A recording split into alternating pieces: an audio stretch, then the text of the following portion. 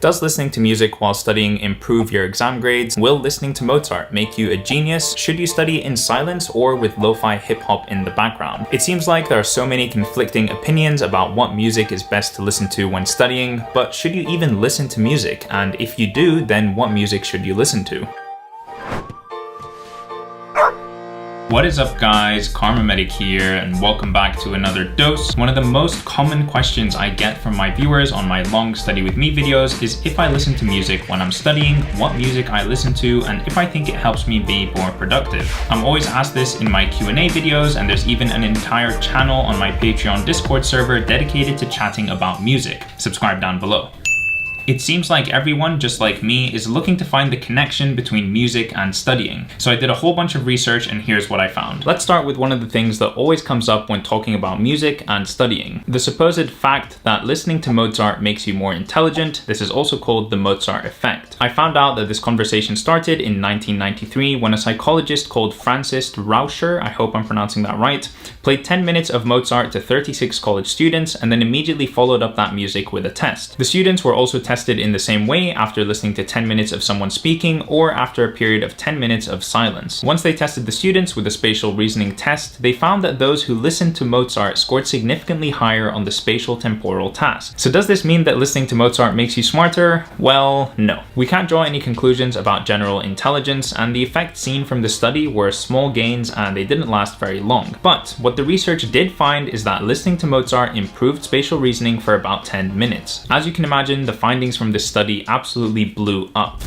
It was everywhere on the news, and this even led to expectant mothers playing Mozart for their babies inside the womb. Francis Rauscher even said that they found an entire aisle of Mozart's music in Virgin Records with quotes from the paper on the adverts. This thing was big and people believed it. It turns out that the study was misinterpreted by the media quite a bit, and people falsely believed that you would essentially become smarter just by listening to Mozart. The reality is that this is almost definitely not true, and we can pretty much call this one a myth right off the bat. But it did get me thinking, are there optimal types of music that we can listen to when we study, or should we just be studying in silence? So the research seems to suggest that studying in silence is a preference, and that this might be a good thing to do for tasks that require a particularly high level of focus. But I want to make the argument that music can actually be beneficial if it's something you feel like will work for you during a particular type of study session, or something that you just find enjoyable and has worked for you in the past. If you're doing regular revision or going over content, then music can actually help reduce stress at times when the pressure is high. A meta-analysis of 51 studies found that music can help to release biochemical stress-reducing effects. If you're doing repetitive tasks like organizing your files or creating a revision timetable or anything that doesn't really require that much laser focus, then music can give you a boost of energy to keep you going. You can get a productivity boost from music when you're doing less demanding tasks, especially if you choose songs with no lyrics or something that's less likely to stimulate you outside of what it is that you're focusing on. This could be a song you already know or something that you don't immediately want to get up and dance to. When it comes to cognitively demanding tasks, it's not always the right call to sit in silence and work. This can be a good strategy if you're trying to really focus and you know that you're the type of person that gets easily distracted by music, especially when you're doing a task that becomes intense. On the other hand, if studying in silence sounds awful to you, or you can only study when there's music playing, then maybe choosing something that's without lyrics or something that's a bit more repetitive can be the good choice. Lyrics can be really distracting, especially if you're reading words for your studying. It might not be as distracting if you're doing something like solving math equations or physics equations or something like that, but definitely, at least personally, if I'm trying to read words and I'm listening to music that has words, then I find it very, very distracting. Soft classical music has shown some promise for demanding tasks in some studies, but I think it really depends on what you like and what works for you personally. This is the key with all of this research. The only way of knowing if these studies will actually be beneficial to you is if you tailor the information that you're getting from them to yourself. If you hate classical music or you hate Mozart, then just don't listen to it. No amount of research is going to make that more beneficial for you. And it's just not going to be as good as listening to something that you like. You're not going to get some version of that famous Mozart effect if you just hate Mozart. If you love listening to Drake, then listen to Drake. If you love listening to Ariana Grande, then listen to Ariana Grande. You might just want to change the songs that you're listening to or the genre of music that you're listening to based on what kind of activity you're doing. Another nice tip is to listen to a song or two before you start work that gets you pumped up for the study session. Make a playlist of all the songs that get you really motivated and throw that on before starting your work. Some studies have shown that music can even improve cognitive performance when it comes to doing creative tasks. The point is that you need to be self-aware enough about what works for you. If music is incredibly distracting to you and you find yourself getting nothing done, then you probably want to stay away from it and keep your high focus tasks for silent studying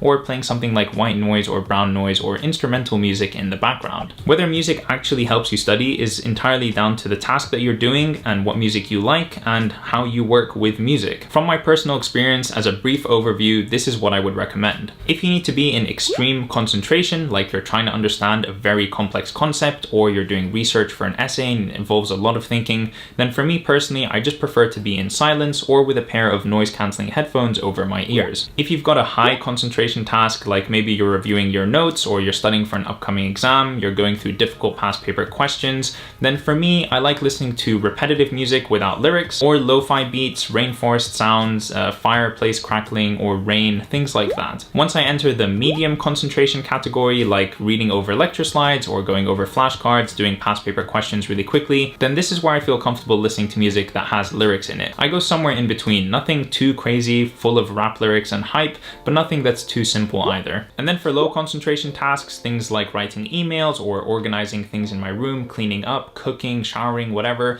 I just throw on Spotify on shuffle and listen to anything that's engaging and stimulating to my brain.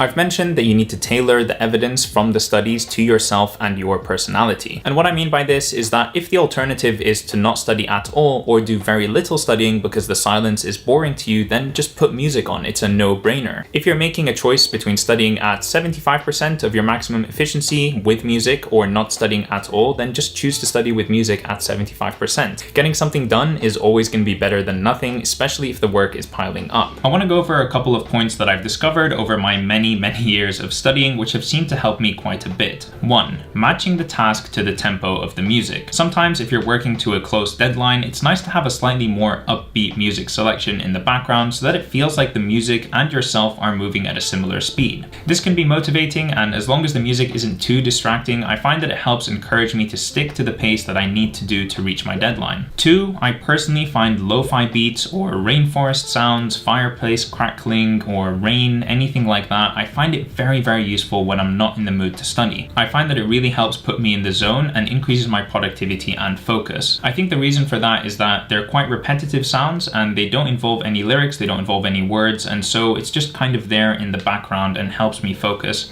But I prefer it to things like white noise or brown noise because that's just like doesn't work for me, but if it works for you, go for it. And number 3 is getting your playlists organized. There's nothing worse than trying to study or trying to get into the zone and every couple of minutes having to skip a bunch of songs because you just don't want to listen to them or you hate them. It's the worst. It's also really, really distracting, especially if you have to use your phone to change that music, then it's really tempting to have a quick look on Instagram or YouTube and before you know it, you've been distracted for 20 minutes. So get your playlists organized, and if you have any playlists that you'd like to recommend, please do share them in the comments down below. It turns out that the answer to the question of what you should be listening to when studying is a bit more complicated than I thought, but I'm glad that what already works for me seems to match up with the evidence. If music is not too distracting to you, then tailor the music to the task that you're doing. And if not, ask yourself if working in silence is better for you instead. There's nothing wrong with either ways of studying, you've just got to do what works for you. We've all probably found specific ways of studying that work for us better through trial and error, but I hope this video can help some of you fine-tune your studying sessions to make them as productive as possible. And hopefully after this, no one will ask me again if I'm listening to music or not when studying and what I'm listening to. I'll catch you guys in the next one. Check out my Patreon in the description down below if you haven't already. We do some pretty cool stuff over there.